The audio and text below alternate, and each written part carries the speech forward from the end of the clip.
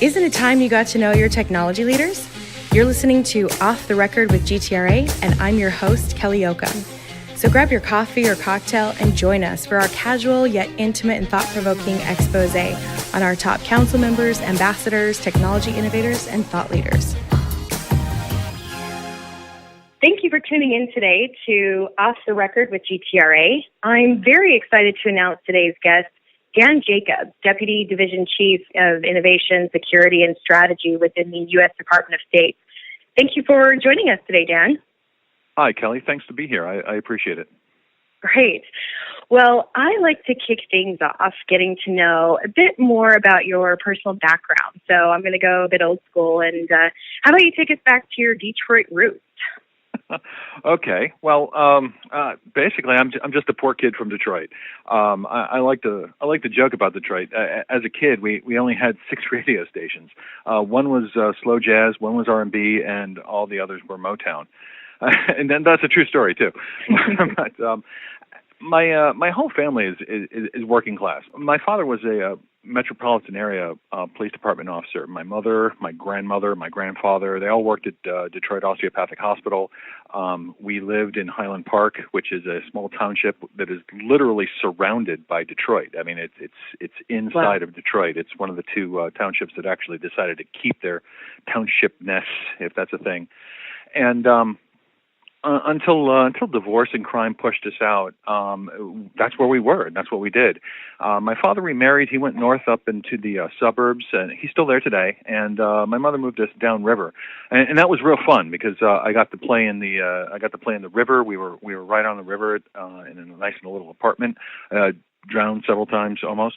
It was happy. I probably will get cancer very shortly because of that. The Detroit River is not exactly a kind thing, but I was a happy kid. I was happy to be left with books. I got horrible grades in high school and grade school and middle school. Yeah, it's just generally I was a horrible student. I struggled to fit in not only as a student but also as a son. Only seeing my father every other weekend, it made it difficult. I had more interaction with my grandparents, and they were absolutely awesome role models of who I am today. Their ethics. They taught me about dignity, respect, etiquette, protocol, and generally how to have a happy, silly marriage. Later on, as a teen, something happened, and I kind of came out of my shell. I was this unruly hellion, and I got into huge amounts of trouble. And some of it was really, really. It wasn't bad. People didn't get hurt, but it was local news level stuff. I was involved with the Great Pumpkin Caper of Downriver. It was all over the local news. It was a horrible situation. Oh wow! We'll have to talk about that later. Yeah, I hope not, but it's actually quite funny. But in retrospect, I owe my parents an apology because the truth is, my grandparents are the only reason that I made it through my teen years. I was an absolute hell on wheels kind of kid, and that's me. That was a kid. That was me. Yeah. Well, it's great because I'm sure so many people have similar stories, and it's awesome to see who you become today. And you were in the Marines, right? Can you tell us more about that? Well, yeah. Like I said, I was kind of hell on wheels as a teen, so I didn't have a whole lot of opportunities. We didn't make a whole lot of money. I couldn't exactly just go get my way through college on a scholarship. My grades were not real great, and I didn't have a whole lot of money. So I signed up for the Marine Corps in the summer of my junior year, a delayed entry program, and essentially 2 weeks after graduation, I was on a plane. And for whatever reason, the Corps decided to send me to San Diego instead of Parris Island, which was really odd. I mean, why did they send me all the way across the country? Hey, look, I don't know. It's your logistics, not mine. But there is where I learned everything that I know today. The Corps taught me everything I'd missed by not having a full-time dad in my life, and then some. Things like dignity, respect. The Corps and I had a great relationship. I was the clay and they were the potter, and it was the yearning for knowledge that drove me to wind up parting my ways. I decided to pursue my own dreams because as much as I loved the Corps and I did a very good job in it, I always thought that there was something else out there. So I wanted to part. I wanted to try it on my own, and In retrospect, that was probably a mistake. One of, I don't know, a whole lifetime full. But, not being one to let one mistake get in the way of making another, I did it anyway.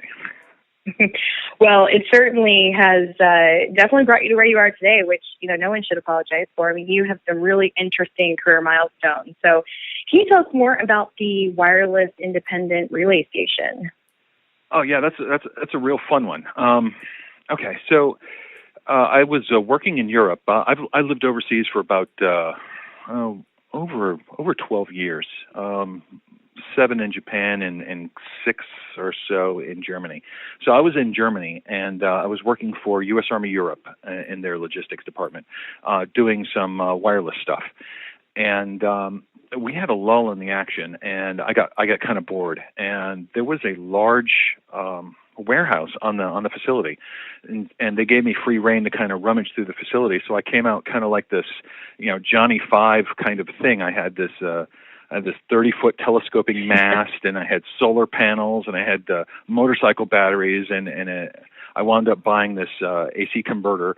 And essentially, what I did was I put a Cisco high gain. It was like an 18 dBi antenna on top of the mast, and I ran it to the inverter, or to a wireless bridge. We were running Fortress encryptors on top of Cisco wireless bridges, and I powered the whole thing by these motorcycle batteries that are wired up. They were 6 volts, but I wired them up so they were 12, and then I used solar panels to power them. And I tested this thing because I was doing some work for the Army that wireless was the project. So my quest was, how is it that I make it so that wireless could be extended across either posts, camps, stations, forward operating bases, war zones, whatever it is. Wireless was a fantastic technology, and at the time, this is when the global war on terror was just starting up. Iraq was coming back for the second go round, and communications was at a premium. So how could I use this technology to extend wireless capabilities? So basically, I threw this whole thing together, and it didn't cost anything. I mean, it was all just spare parts in a warehouse. And I created this wireless independent relay station that would take any of our signals and amplify them for several miles down the road. And I was at the LAN Warnet conference, which is kind of like the big European military thing where everyone goes and takes a look at all the newest, latest, greatest technologies. And people were just walking by like, what is this ugly monstrosity? I mean, you got awkward-looking solar panels and stupid-looking box with cables hanging out. This thing looks horrible. What is it? And I would explain it, and people would be, oh, wow, I'm sure that's very nice. Thank you. Have a nice day, and go about their business. But this one gentleman stopped by, and he was a colonel, and he started asking some very poignant questions. Long story short, this was the commander of the Special Forces detachment that was in the region, and he asked me, what would you do if you actually had some money? Because my big thing was, hey, this is all free. And he says, well, what would you do if you had some money? And I said, well, hey, I'd get these new flexible solar panels. I'd get this spiral core gel cell battery. It'll even produce power if you shoot it because it's gel cell. I'd put it all in this Pelican Hardig Storm case, and I'd replace this huge, ugly mast with one of those carbon fiber telescopic masts. Man, you could probably deploy this with 2 soldiers and, put 5 or 6 of them in a Humvee. Hell, you could even go over a mountain if you wanted to. And he said, I'm going to give you my card. I'll be in touch with you in a little bit. And long story short, he did. And his engineers came over, and I shared all my plans with them. And they wound up, as I understand it, I don't know for certain, but as I understand it, they wound up deploying a system very, very close to what I helped engineer. And wow. So that's my claim to fame. That's amazing. What a cool story. I mean, hearing about how, someone saw the innovation in you, believed in you, and, $1 million question, what can you do if you give me some money? If I gave you some money? Exactly, yeah. I know you have tackled some inspiring challenges with the State Department's Foreign Affairs Network. What can you tell us about that? A lot, actually. So in short, the Foreign Affairs Network is, to my knowledge, definitely states, but potentially the government's first cloud-exclusive FISMA moderate enterprise. And let me caveat that real quick. What I'm saying when I mean cloud-exclusive is it's not a logical extension of your brick-and-mortar enterprise. It is all cloud-based services. It's a catalog of cloud-based services where everything exists in the cloud. There's no reach back to a terrestrial network or your brick-and-mortar data center at all.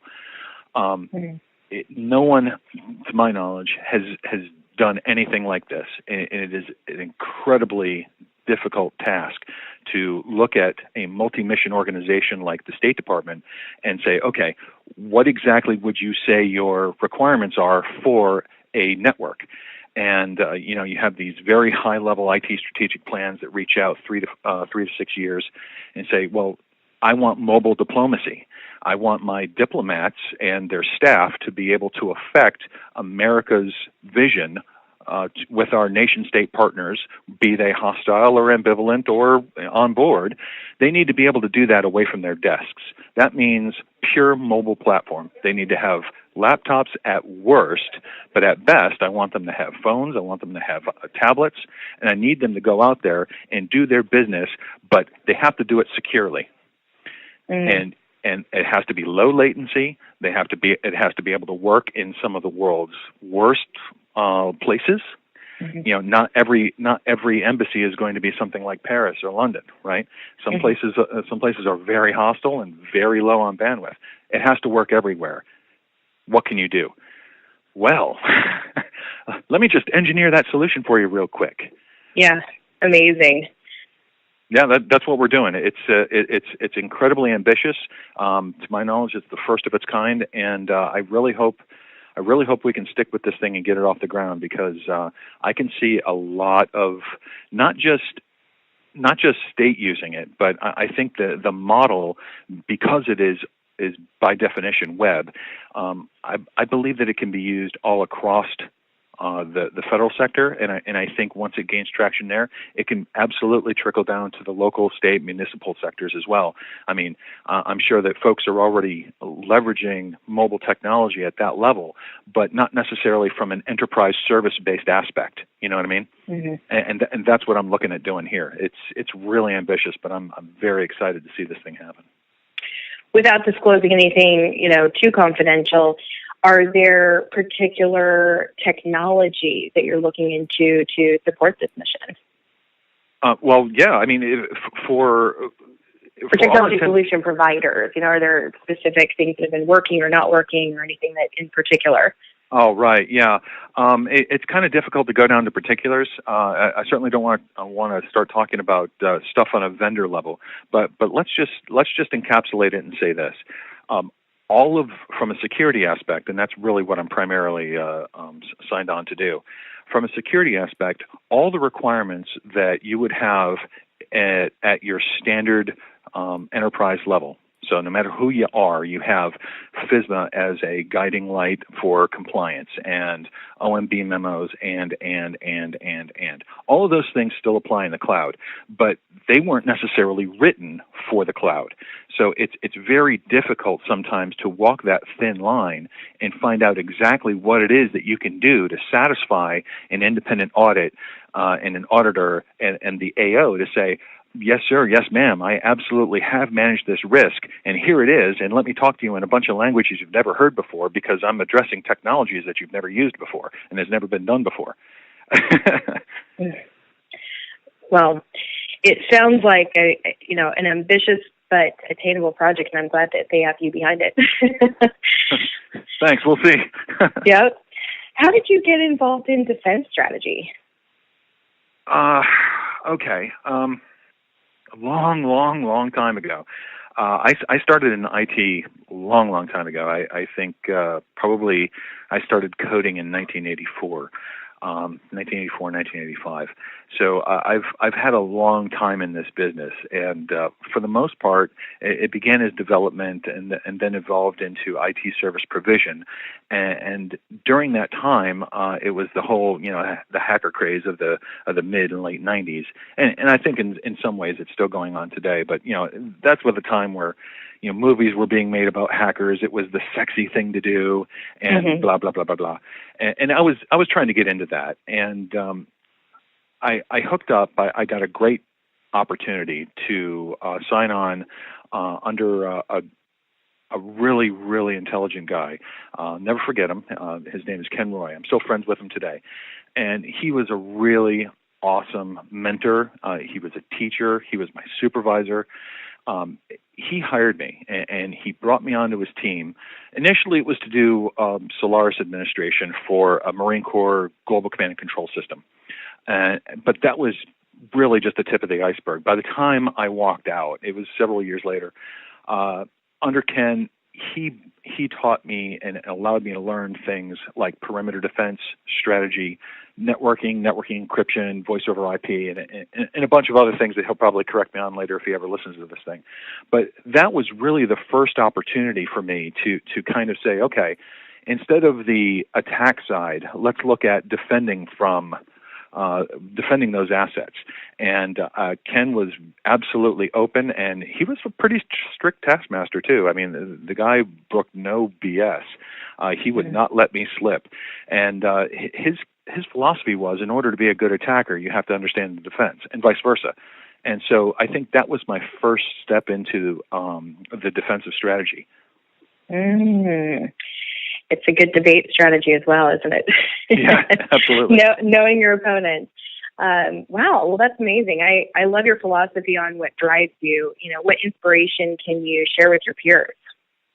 Right. So, okay, I'm a man of quotes. I absolutely, in my mind, I embody the concept that if I can see a bit further, it's only because I stand on the shoulders of giants.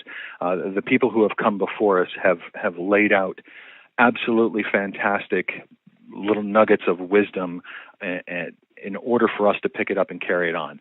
So when I'm driven, it's two parts. One, it's kind of, I call it just how I'm wired, right? People are passionate about certain things, and when it comes to IT and IT security, that's it. That's what I do. I've always done this. Even when I first started learning my own code and basic, writing basic programs, it started back then, and it hasn't really stopped. So I want to give you basically two quotes when it comes to drive, right?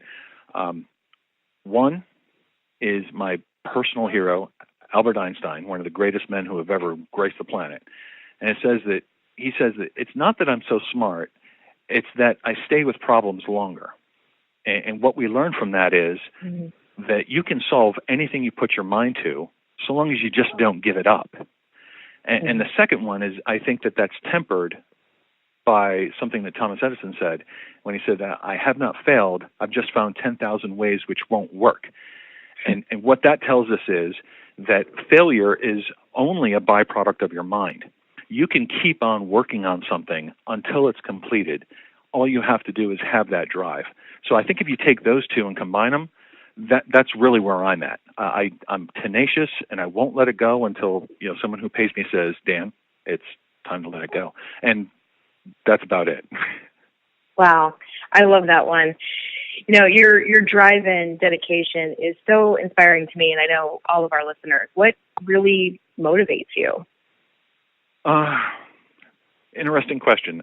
It's frankly, it's deeply personal. I'm fully invested in what I do because I believe in this social construct that we call America. I still get choked up when I hear the Star Spangled Banner. I get choked up just thinking about it.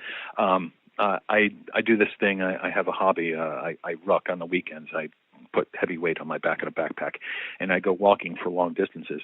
And I have a 10-foot staff, and I carry a 4x6 flag, and that's Old Glory. And I love it. I love America.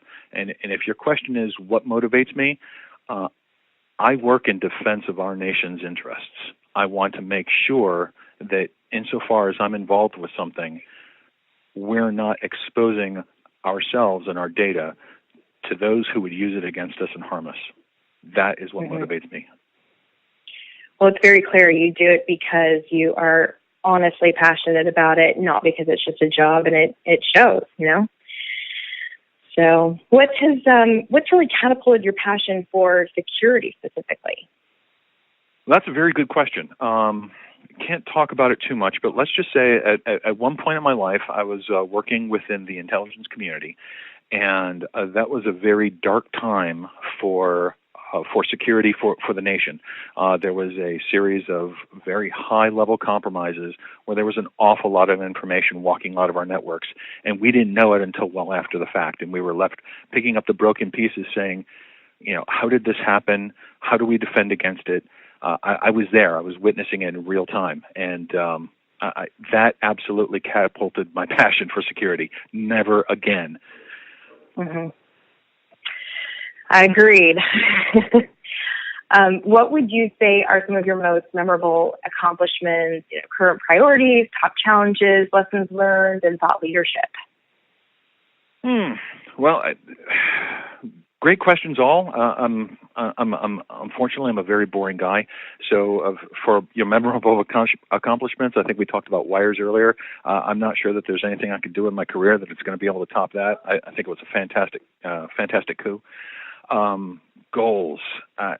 My number one goal is to make a difference. The way I'm wired is if I'm in a situation where I can make a difference, I want to do that.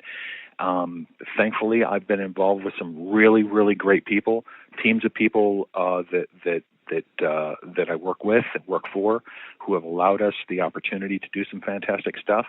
And you know what? I'm not too proud that, you know, if I'm looking at it and I can't do it, if I can't make a positive effect, I'll walk. That's okay.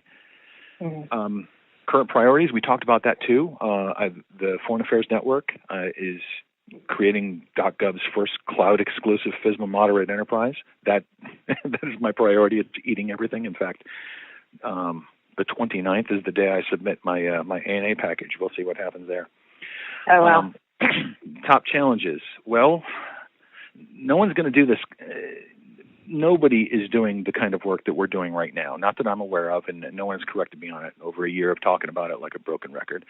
And so the top challenge I have is that, one does not simply gain government-wide acceptance and support for something that has never happened before. You know, we tend as human beings to be comfortable with what we know, and someone introduces something that we don't know, don't understand, and I think a lot of times the first response is, well, hey, slow down, Turbo. I don't know what you're doing here. Let me figure this out. It's like, well, I'm coming with 2 years worth of engineering. You need to speed up, you know. Mm-hmm. Well, and I'll tell you, when I started this organization over 13 years ago, it was by, sheer passion for the observation that the government is a very slow-moving ship when it comes to change, and technology changes at lightning speed. The laws and the government do not, keep up with it. And so, my goal is to help you also accomplish your goals with this and make sure that, there is that government-wide acceptance and support. So I'm excited to help move that forward with you. And, any lessons learned also that you can, share with some of the listeners today? Lessons learned to share with the listeners. Well, let me give you 2 quotes. I think it was Ken Keith, largely attributed to this one. He says, "Give the world the best you have, and you get kicked in the teeth. Give the world your best you have anyway." A lot of people have reused that, but that's meaningful, right? Mm-hmm.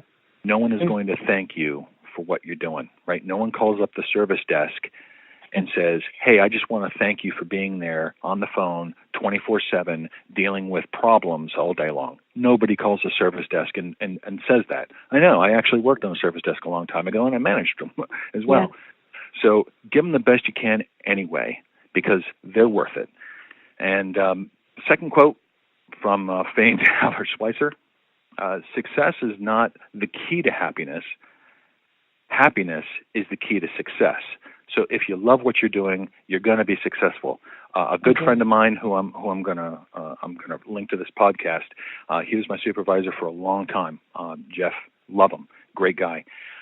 He takes the opposite. He says, listen, it's called work, and it's not called work because it's sunshine and fuzzy kittens. It's called work because you have to stick your nose to the grindstone and make it happen. And my answer is always, if you love what you do, there's no such thing as a grindstone. I couldn't agree more. I mean, my friends, family, anyone who's known me my life, the one thing I've grown up saying is, if you love what you do, you'll never work a day in your life. Not my quote, but my favorite one. So couldn't agree more. Absolutely. I think a lot of entrepreneurs probably agree with us as well. Maybe we should go off and do something on our own. I think we're going in that direction, yeah. So what do you think are, some of the biggest security problems the government is facing, and what solutions should other leaders do to solve these issues? And leaders, whether they're in government, technology, evangelists, thought leaders. If I were to offer an answer, I'd say in general, I think the rush for the latest security thing, if you can hear me, the finger quotes, this rush for the latest security thing while missing out most or all of the basics, right? In government, maybe a little bit different. Maybe government isn't so quick to rush to the latest security thing because, like you said earlier, we are a little bit slower. But we have our own issues as well. And in that case, I would say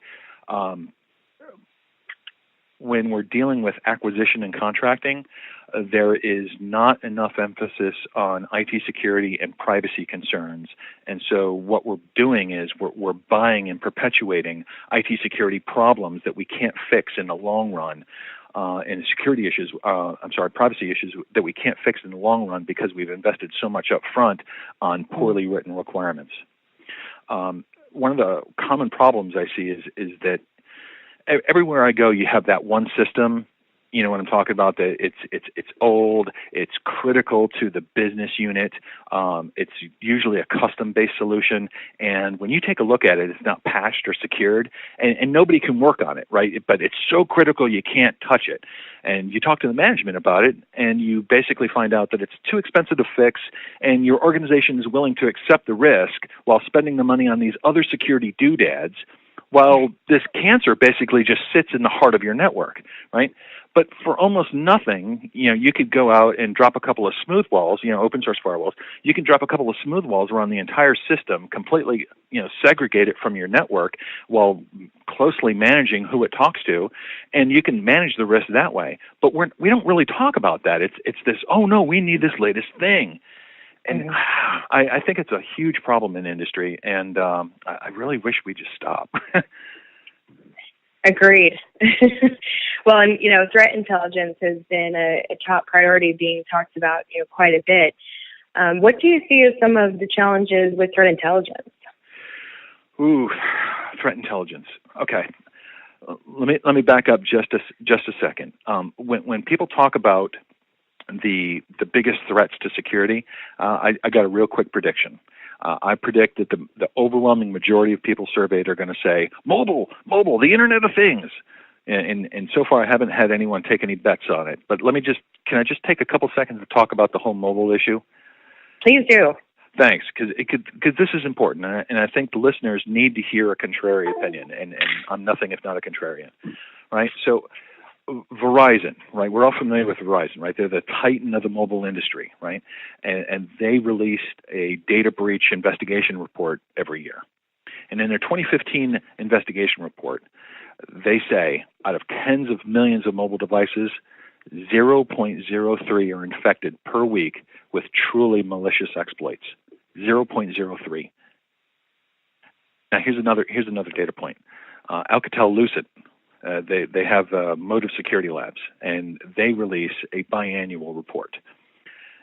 They say basically the same thing, but they claimed an overall 0.68% infection rate, and they were, of course, including the Windows desktops that were actually tethered to the mobile devices. So when we talk about relevant security news, before I talk about threat intelligence, I'd just like to throw this out there. If we're going to rush to say mobile, let's at least take a pause to take a look at the real situation. I have yet to see a massive internet information campaign to set the record straight on what Alcatel-Lucent and Verizon mobile companies are saying. There simply isn't any hot debates on this. What there is, though, is every security in the industry telling us how dangerous mobile technology is to our enterprise. Okay, I'm just not seeing it. Which brings us to threat intelligence. And don't get me wrong, I love it, and I think it has a place. But let me just say this. Threat intelligence has some really great potential to help a mature organization take their understanding to the next level. But the thing is, you have to have a mature organization. I think what you're going to find more often is that Organization X, whomever they may be, is going to go out and they're going to spend a ton of money to learn about what the threat is and see if their data is floating around on the dark webs and all the other wonderful, fancy things that are important that threat intelligence offers you, right? But Organization X's processes are operating at CMMI 1. Their governance is dusty. They don't have multi-factor authentication. They don't have NAC. Their SIM is immature, not well-defined, and they still don't fully understand what normal looks like on their network. So if we look at the real intelligence, according to Verizon, 99.9% of our exploited vulnerabilities were compromised more than a year after the CVE was published. So what is threat intelligence doing to help us with 99.9% of our exploited vulnerabilities? We need to focus on that and say, okay, with information like this, why do we even pay people to do anything other than fix the situation? I mean, to me, it's like buying a heated in-ground pool for a bed-bug-infested home where the roof leaks and the carpet is moldy. We're just not looking at our priorities. I love threat intelligence, but I humbly submit it's only for the much more mature organizations who have things like basic patch management, NAC, multi-factor authentication, and other things already taken care of, and they're willing to take their security to the next level. I hope that helps. It does. It's very bold, and I don't think anyone is talking about it. I mean, what are your thoughts on integrated security platforms? Integrated security platforms. They come at a cost. And let me just cover two things. So the cost, one, is that you have to actually use it and use it well to achieve value. And what that means is you have to invest a lot of time and a lot of money on a staff with no expectation that you're going to see ROI for a while, right? Expertise can be bought, but even if you buy the experts, lowering the white noise on your network is going to take time. We need to figure out what right looks like on the network in order to actually affect proper security. And all that comes at a time cost. And so this idea that, with a very powerful integrated security platform, I'm going to spend a lot of money on it, and then I'm going to see immediate benefits. It's just not the case. We're going to have to send people to training. These things are complicated. They work with a lot of different tools, and we need to integrate these things properly, and we need to give ourselves time to see the ROI. That's one. Two is the potential for the vendor lock-in, right? So let's face it, you buy this high-dollar integrated security solution, and then you take the time, if you're right, you take the time to build a team with expertise in it, and once it's in there, it's operating very well, and it might be a year, 2 years, 3 years down the road, and then your life cycle kicks in, and you're like, okay, so now it's time to start looking at other products. But you've invested so much time, it's really hard to let that go. And vendors know this. They're not stupid, right? And so they're offering you huge discounts on the latest, greatest technology that you're already in. Now, vendor lock-in it might be acceptable while vendor X has a great reputation. But let's be honest, even Toyota can make a car nobody wants, right? I mean, you just look at the entire Scion line. They're going to kill it this year. So the price, I think, is not bad, but you just have to know what it is before you're buying it. Threat intelligence is certainly something that the vendor community and a lot of security experts that we hear talking about threat intelligence as being, a big priority. But what happens after you have the intelligence? Is anybody talking about that? Is anything actually being done after, the intelligence has been, collected, or is this just a strategy to not let the enemy, see your cards, so to speak? Right. It's a difficult topic. I'll just caveat what I'm about to say with this. It's just one man's opinion, and it doesn't mean anything because my opinion and 5 cents isn't even going to buy a bazooka candy. But I think that the push for cybersecurity over the last decade currently is reaching its culmination with threat intelligence. It's this idea that no matter what you have on your network, no matter what you do, there are still other things out there that you aren't going to be able to see. You can't buy a tool for this. You can't buy an in-house person for this. But what we do have is an organization who does this. And if you pay us, we're going to provide you all kinds of information that you've never heard of, that you never knew about. Case in point, former director of the NSA, General Alexander. I think his company that he formed as soon as he stepped out of the NSA, I think his company charges something in the hundreds of thousands of dollars for their services. And the man's not stupid, and he's not going broke. So obviously people are lined up ready to pay this, right? Because it's this whole, well, tell me what I don't know. Tell me what I don't know.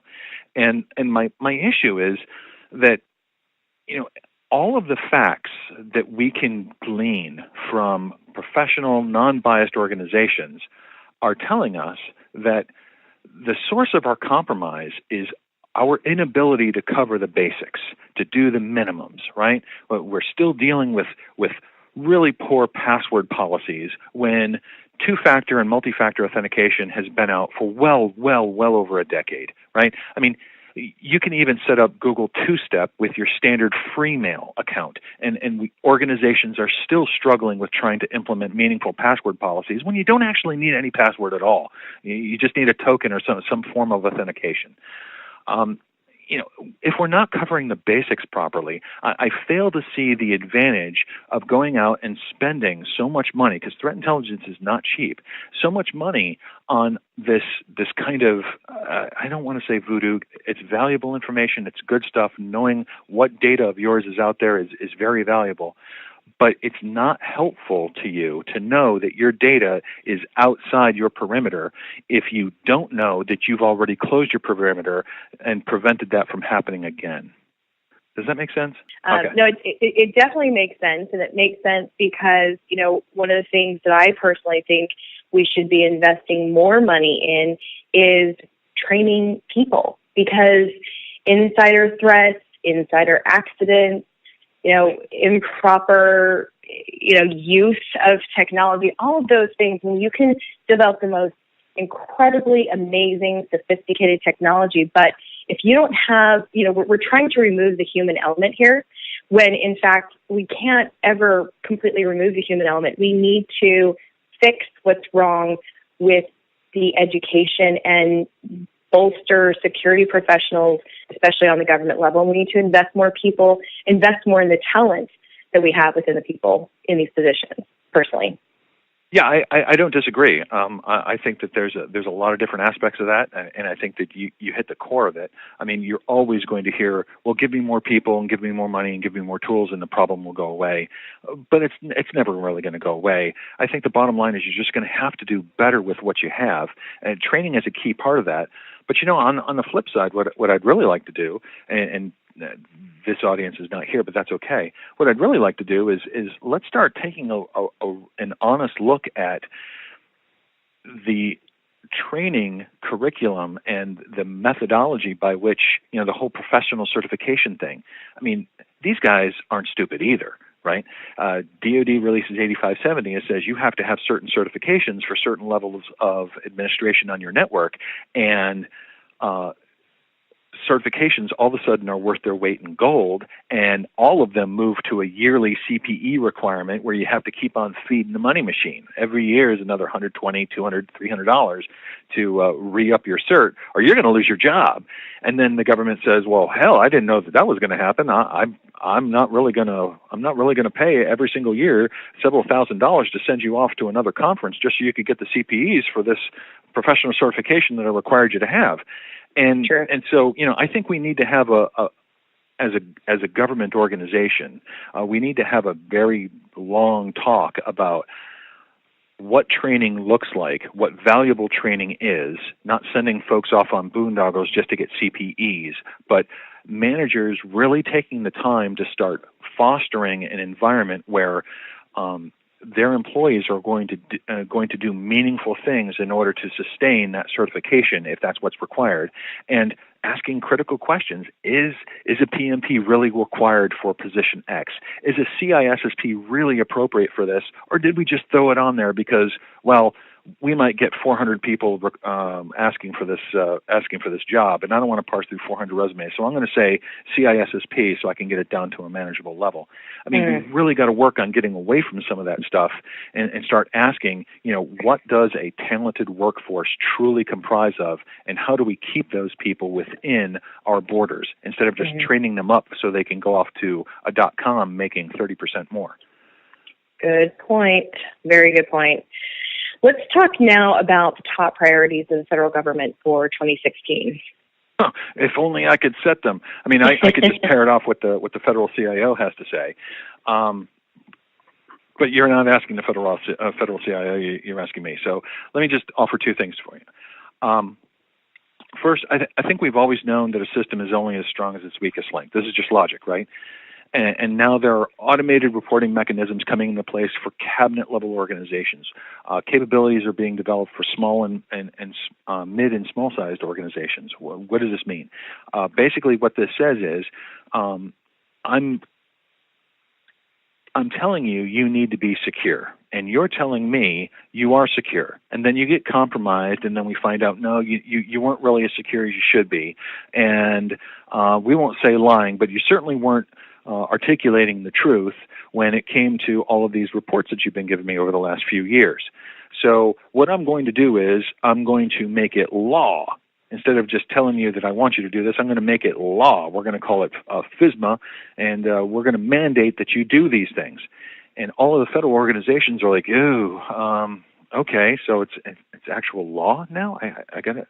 But if you want me to do this, you're going to have to pay, because I don't have these capabilities. I mean, this organization did not have this security line item in our budget until now. And it's expensive. And then government writ large says, oh, hey, yeah, you're right, it is. And we have over 100 small organizations, and this is really expensive. How do I do this? So they say, DHS, why don't you own this bit? And DHS says, okay, so here's what we want to do. We want to be able to offer it as a service. We're going to scan your networks, and you're going to report to us, and then we'll have a real, no kidding, you're not going to be able to falsify this one report of how you do it. And if this model is successful at the federal level, I can actually see it moving to the state and municipal levels. And I think that is absolutely a top priority of the federal government for the foreseeable future, is accurate reporting. But if I can just take up a little more time, I'll also say, but there's a hitch, right? And the hitch is that in order for reporting and security mechanisms to be effective, you have to actually know yourself. It's the first rule of IT, right? You got to know what's on your network. You got to know what right looks like. And in an IT service world, what that means is every piece of hardware, every piece of software, every user, every data path, you have to actually know this stuff. When we're doing ANA packages, it means you have to actually look at it and submit real ANA packages. And that's kind of foreign for some organizations. Many of them are just paperwork drills. This is not easy for them. It's never happened before. For large, well-established enterprises supporting multi-mission organizations worldwide, understanding everything about your data is effectively asking for, peace in the Middle East. It's just not going to happen, not yet. But if we're going to have any hope of defending ourselves from the ever-maturing adversaries that are barking at the door, we've got to do this. So I think that's absolutely the highest priority for IT security in the federal government for at least the foreseeable future is really strong, effective reporting, knowing thyself, and then the question is, okay, once I actually report it, the so what factor. So how are you going to fix it? What does manageable risk look like with an organization that has a huge amount of very, very, very old and ancient proprietary systems that are core to their business? How do you accept risk for that when you can't replace it? It's too much money. These are really hard questions, and thankfully, I'm not being asked to solve them. But you are driving the discussion, which is exactly what we need more of. So, what's good to talk about is that, what I'd like to know are what ideas you have for the federal GTRA community and how to push some of these things forward. Well, I think that the GTRA is a great opportunity to reach out to colleagues across .gov. So the federal sector writ large. It doesn't make any difference whether it's .mil, .gov, or the locals. Or if you're in the government sector, the public sector, you have a vested interest in helping create common understanding of resources. What does that mean? Well, I just sat in on Small and Micro Council. It's a gathering of 100 plus small and micro agencies, mostly located within the National Capital Region. And one of the things that we're very good at is bringing in external folks and saying, hey, by the way, did you know that this is able, this is capable, you can do this, you can buy this service, and we do this as .gov. So penetration testing teams, security auditing teams, you don't necessarily have to go out to a .com and pay a lot of money for this. There's actually .govs who will do it for a much more reasonable fee. Well, hey, that's valuable. We can save some money. But things like that aren't going to happen unless we do some real grassroots organizing, and I think GTRA is probably an excellent vehicle for folks in the .gov and the .mil to come together and kind of bust our noggins together and say, okay, what is the best way to attack some of these really serious problems that we're dealing with? I think it's a fantastic opportunity, and the collaboration amongst organizations who otherwise would never get the chance to see the successes and the failures, there's value there too, of others who have gone before us is really fantastic. I really don't know how much each individual or even state pays like the big think tanks like Gartner or Deloitte or Forrester or Infotech Research, et cetera, et cetera, et cetera.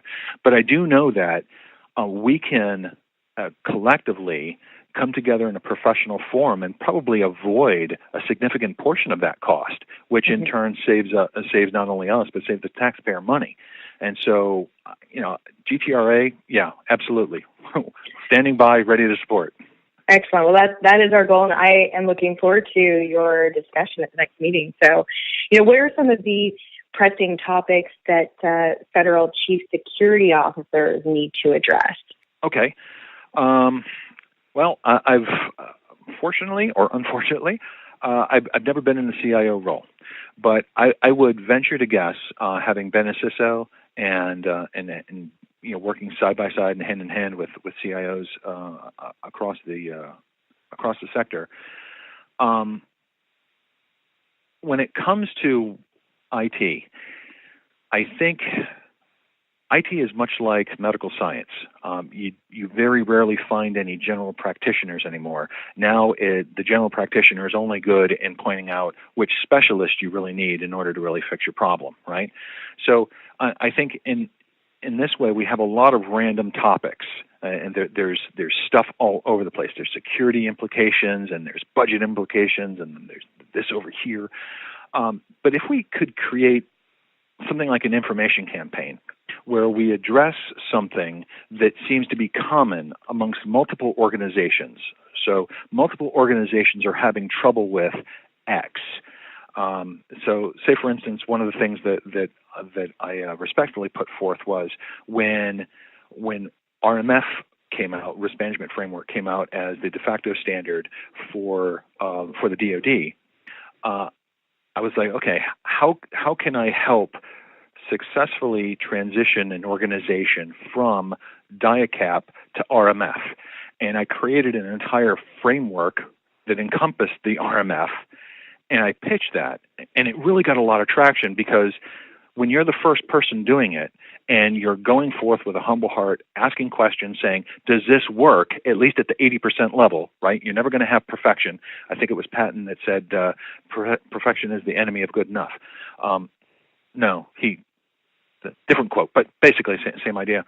When you go forward with an 80% solution, people can actually nod their head, buy off on it, and say, there is value in this. So from a CISO or a CIO community, if the CIOs are talking, right, there's a small and micro agency CISO council, there is a large agency CIO council.